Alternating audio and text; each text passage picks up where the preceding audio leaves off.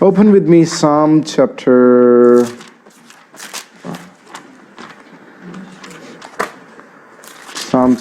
8, I suppose. That's what it was. This is the Psalm of David.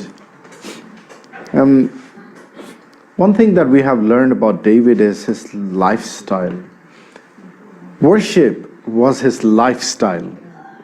Even when he was shepherding his job before he became a king, during his days of shepherding, when he didn't have any iPods, he didn't have any CD players, he didn't have any record players, he used to sing. He took time to sing praises for the Lord, and he didn't have any song books at that time. But he had been touched by the love of God in a very special way. That presence of the Lord would just be spilled out from his life in songs and in praises and in worship and in songs. And probably David didn't even know when he was writing those songs that the generations for the next thousands of years, people will be singing until the end of the age. People will be singing the songs that he was writing for the presence of God, for the glory of God. David was able to see God in such a special way and feel his presence at all times, that what we have today is still changing lives. What we have today is many of our songs are written based on Psalms, David's Psalms, and they are beautiful and they are so powerful testimonies of David that he put in songs.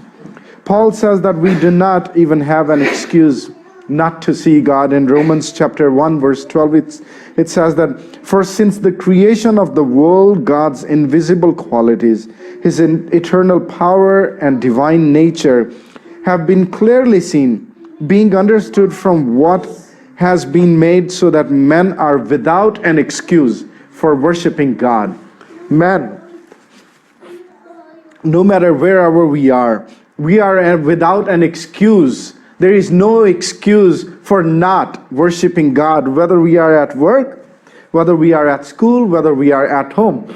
There is no excuse for not worshiping God. Now, worship is not just coming to church and singing few songs. Worship is much more than that.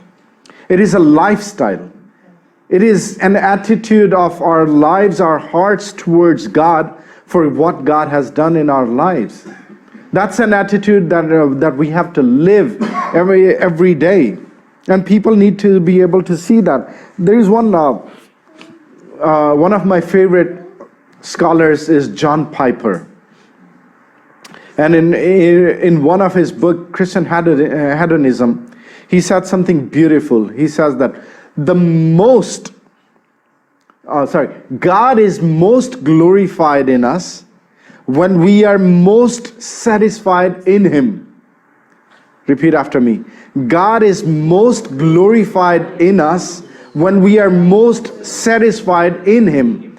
When we are most satisfied in God, that's when our life starts transforming and our lifestyle becomes a lifestyle of worship.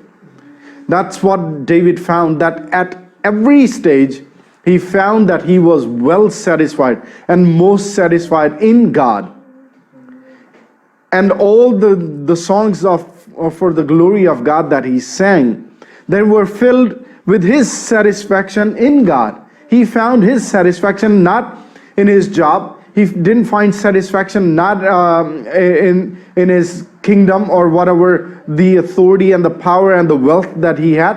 No, he found the satisfaction in God, in the Creator who had given him so much that in verse 3 he says that, "When I look at the sky, night sky, and the work of your fingers, the moon and the stars, then I think, and I'm compelled to think, what are the mortals that you should think about them? What am I? Who am I, Lord, that you think about me, that you have given me so much? Who am I? You're so filled with, your name is so majestic. You're filled with so much glory. Who am I that you would think about me? I'm nothing but just a sawdust. But you took time to care about me. You took time to think about me and to elevate me to the position that I do not even deserve. That's the kind of satisfaction he found in God. And that satisfaction turned out for the glory of God, and that satisfaction we need to find in God. Otherwise, our songs are going to be just a formality, that we come to the church, we sing few songs, and all those songs, they do not have our hearts in it. Any song that does not have a heart involved in it is just mere song. It is not going to bless God. It is not going to bless us, and it's not going to bless anybody else who is going to hear. These days, Christian music has become very more worldly. There are all kinds of orchestras and all kinds of music involved in it, in creating Christian music. But sometimes when you hear that music, there is no heart in it. There is no power in that music. Why? Because we are trying to keep up with the worldly standard of the music, but not the heart of our worship. Even now, you listen to the new songs and compare the songs and the hymns that were written by people who were touched by God. Those songs still are much more powerful. They are simple, with the simple harmony and simple music and the notes. They're still much more powerful because they came out of hearts that were transformed and touched by God. There is a song called How Great Thou Art. How many of you know the song? How Great Thou Art. This song was written by Pastor, I forgot his name, but let me check. His name was Carl Gustav Bobert.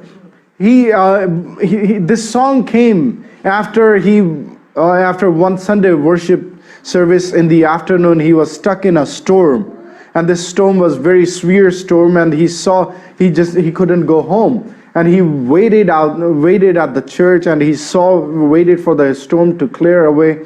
He saw how the thunderstorm were terrifying, and how the lightnings everywhere were striking, and birds falling to the ground. And then suddenly, after he was praying, the sky cleared, the storm cleared away, the sky cleared, and he saw a rainbow in an arch form, and he saw the trees so washed away and some trees knocked down. But he saw the work of the Lord in the sky and the glory of the Lord, and he was filled with so much awe, and he started singing this. He started uttering these words, "How great thou art," and you know the lyrics. How beautiful! These are the people who were touched by the glory of the Lord, and many of those songs that we have in our hymn books, they came from people who experienced firsthand experience of the presence of God in their lives. David did that too. David experienced firsthand presence of God, and he was filled with so much awe and praise for the Lord that he sang and he wrote songs. There was a time when before even David became a king, before he became a Goliath killer, there was a time when King Saul was tormented by evil spirits. Do you remember the story? King Saul was tormented by the evil spirits, and he could not sleep all night for many nights. Then somebody recommended that he brings David. There's a shepherd boy, David, who plays harp, and his music and his harp is so soothing and so beautiful and so calming that the king would find rest in it. This was not just King David's ability to play harp. These were the songs that David was singing for the praises of the Lord, that when David came and whenever the spirit would come and torment him, David would play the harp and sing the songs for the praises of the Lord, and those evil spirits would depart from his life, from him. and he would be able to sleep at night. This is when our songs and our worship is filled with the presence of God, and our hearts are in that worship. The evil spirits can depart from the lives of people, and I've seen this in Pakistan. Whenever there have been people who were brought with evil spirit, bound in with evil spirits, whenever they were brought to the churches, we would just sing songs. And even before we start praying, by the praise and worship and the songs, the evil spirits would depart from their lives.